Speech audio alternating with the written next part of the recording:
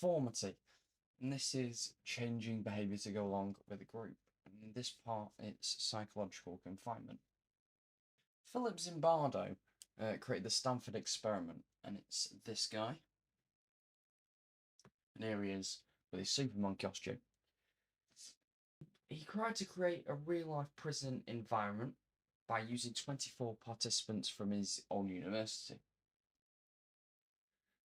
They randomised if they were going to be a guard or a prisoner, and the prisoners were locked up behind bars,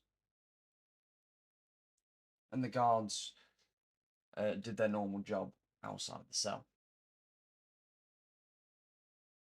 It was planned to be 2 weeks of replicated prison life. However, this turned into hell.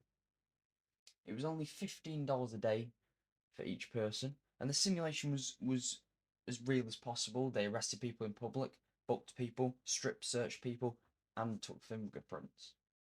Zimbardo had slight mercies though by bringing rules into the game. Guards were told not to hit prisoners. They could not put them in solitary confinement for more than 1 hour. And Zimbardo was overlooking the experiment as the superintendent, and his old class graduates were used in the role of parole board members. He also created anonymity by giving them numbers.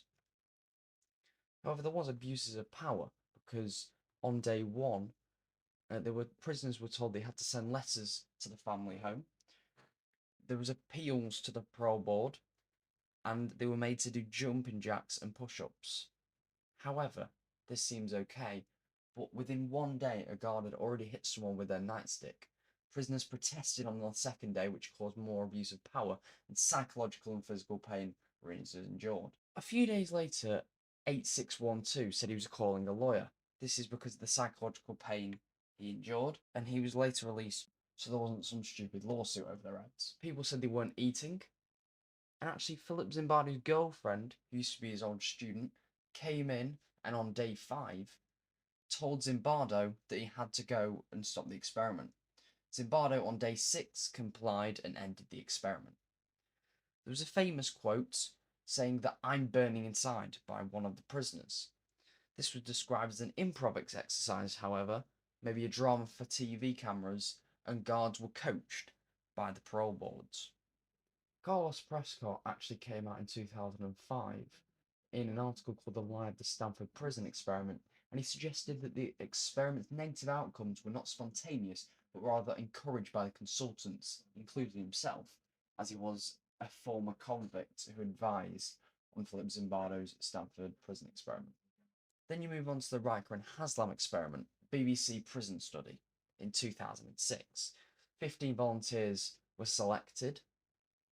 However, 5 people were selected as guards, and the rest were just prisoners.